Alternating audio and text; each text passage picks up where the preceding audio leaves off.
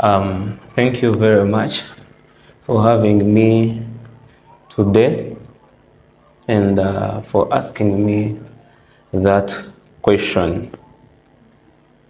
It is truly disheartening and it is sad, but it is the reality that we Ugandans tend to see wrongs happening around us and we talk about them, yet there is no follow-up in terms of action. We see issues of corruption, we see issues of abuse of rights, we see issues of bad governance. They affect us as citizens, but we tend to just talk about them.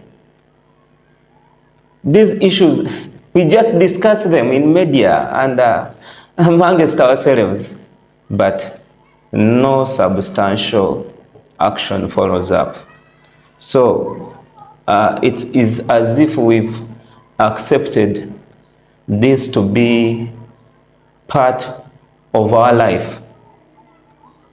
Yet Section 17 of the Constitution clearly outlines the duty of every citizen to combat corruption, bad governance, and misuse of public office. But we've accepted this to be part of our life. We easily get distracted until another issue arises.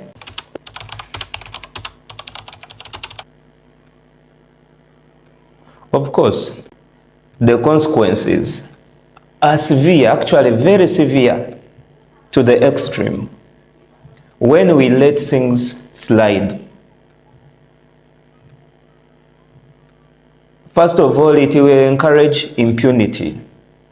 And this is not new in Uganda, where we see leaders and officials act with impunity without fear of law that can bite.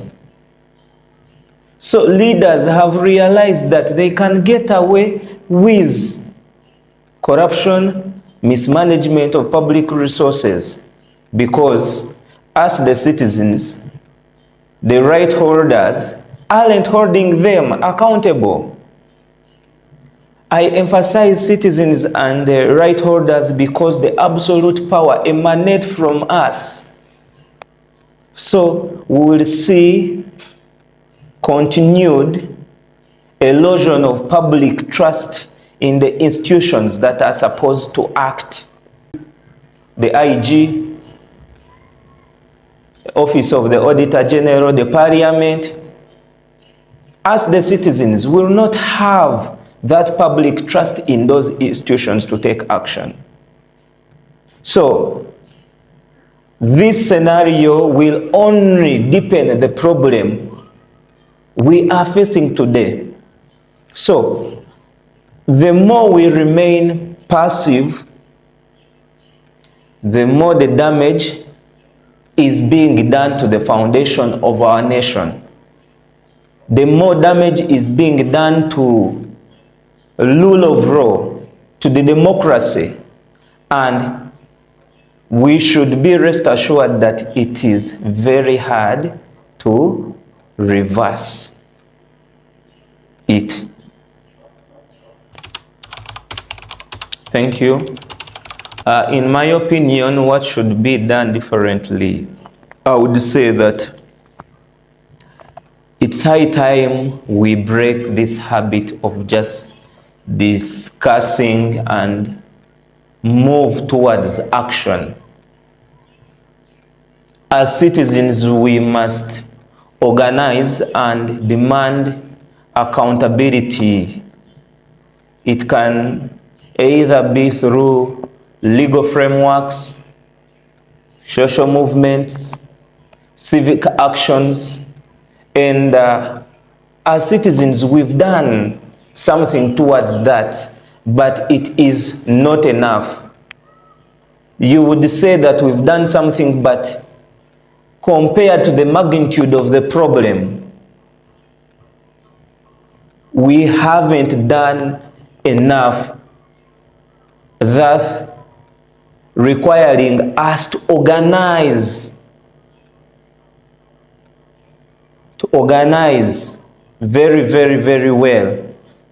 Because media coverage alone isn't enough. We'll keep on discussing issues and move on until another issue comes. You see what happened in COVID? We forgot about the mismanagement of funds.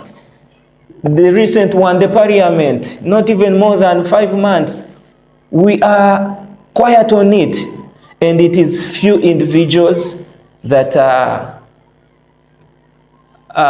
persistent. I can give an example. When the case was disposed about the extravagant expenditure and misuse of funds filed against the commissioners and Speaker of the Parliament, I see Malema Bidizi is taking it on. But how do we come to support and rally behind those individuals to create that critical mass? So we need long-term strategies that will ensure that these issues that come up aren't forgotten once they disappear from the headlines. So it is time for us to have that culture of accountability at every level, from local governments to ministries, departments, and agencies, as well as the public, the private sector, to have that culture of accountability.